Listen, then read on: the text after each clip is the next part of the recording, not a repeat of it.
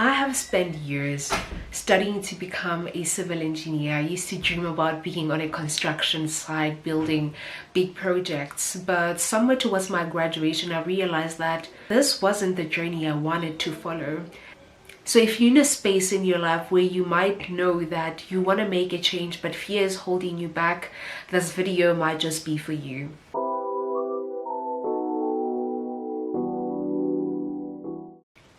Hi. My name is Tanya and I've recently graduated from the University of Johannesburg. So I have a degree in civil engineering. However, I'm pivoting my career into data analytics / data science. I'm sharing my journey, my story with you in hope that you on the other side of the screen can see that you can pursue your dreams even when you feel fear, when you're feeling the resistance.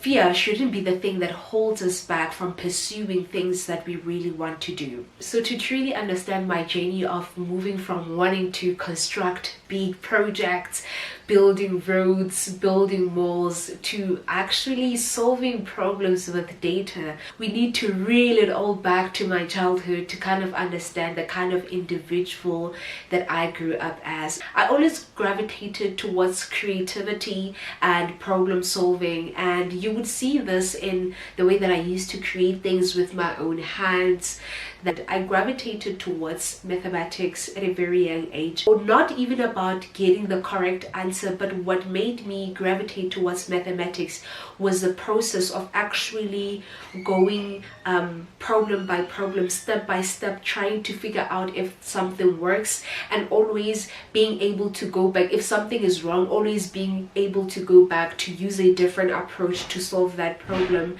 Secondly, I grew up exposed to doing community services. I got involved in doing community services from grade 4. We were recycling plastic and advocating for people to not litter, and actually advocating for recycling. And I went into the work of working with orphanages to raise funds, money and food and clothes for them. Then I went into the work of working with old age homes to go clean there, and I found myself throughout my teenage life being in leadership positions where I was doing volunteering work, or I was leading just my peers to do whatever work that would be impactful.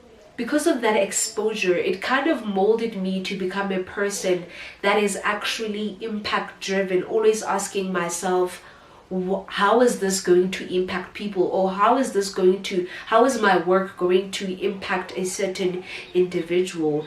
And thirdly, when I was growing up, I was exposed to different companies, the problems that companies deal with, because I used to go with my mom to her work so often. When I faked being sick, I'd always get into the car with her and go to her work, and I would see how she would be interacting with different companies, helping them from being at the edge of closing down to actually thriving.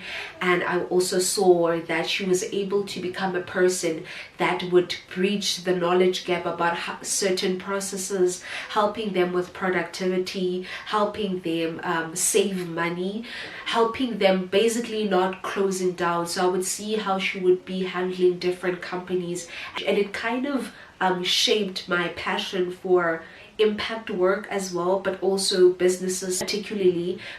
But I never saw myself doing my mother's work because I like technical stuff. I love working with numbers. I enjoy solving problems with a particular technical skill set. And I chose to enroll for civil engineering after matriculation. It was because I was gravitating towards the calculations that are in engineering. I knew that I wanted to solve problems using numbers, doing some sort of calculations. There was a lack of research on my side, but the only thing that kind of related to what I wanted to do was civil engineering, and hence that is why I landed into that. My years in civil engineering were quite hard. There's so many factors that played into why they were difficult, and the degree that I was supposed to complete in 3 years, I ended up completing it in 5 years, in which one of the years I only did one module because I had failed a prerequisite module or something like that, so it had blocked out me for the entire year. It was difficult getting through the School of Engineering, and it kind of shaped my work ethic, my resilience, and just being able to stand at the force of problems and pressure. How I would describe the School of Engineering, I would call it a pressure cooker. I don't know for other people, but for me it was kind of like a pressure cooker, because there was a whole lot of work that we were doing at a short period of time, and you're just learning how to handle things all at once. And I do not regret doing that degree, because it kind of gave me some sort of resilience that I never had before I entered university. I moved on with my life, completed my degree, and when I completed it, I just made a decision that I was not going to work. I was not going to go job hunting, because at that point in my life, when I graduated, one, I felt that I was left behind because a lot of my peers had graduated, started their life journeys. Number two, I felt that I wasn't being authentic to who I am. Like, I wasn't walking my path anymore. Something in me was just an unshakable feeling about walking a path that wasn't mine. It was, and I knew that I needed to sit down with God, pray, and find who I am all over again. And those months of just sitting and just reevaluating my life, reevaluating my journey, and also finding the things that spoke to me all over again, just like I was as a kid. It really helped me in finding the journey that I'm pursuing right now, the career that I'm pursuing right now. So in that time, I was just doing a whole lot of research about different careers, and most of them, they kind of made sense, but they didn't land. They just didn't land. So what I essentially did was that I am going to keep on pressing in until I find something that really speaks to me. And I kept on applying for some jobs there and there, but I applied for a job and hoped that they don't actually reply. That is how much I just didn't want to continue in the path of becoming a civil engineer / a structural engineer, because that is what I specialized in. Then after that, I somehow landed into data analytics. And for the first time, I felt like I had something in my hands that was actually speaking to who I am, speaking to the problems that I want to solve, because a big part of who I am is being able to solve problems and using some sort of technical skill to solve that particular problem. Data analytics and later on data science landed into my hands, and I just couldn't look back. I just kept on researching, and the more I found out about what data analysts and what data scientists do, I found myself in this position where I was like, this is what I want to do. And one thing about me, if something really speaks to me, my mind already sees a bigger vision about what kind of problems are we going to be able to solve? How am I going to do that before I even start with the work? So my mind kind of exploded in what kind of impact I could have if I acquired this particular skill, if I pursued this particular career.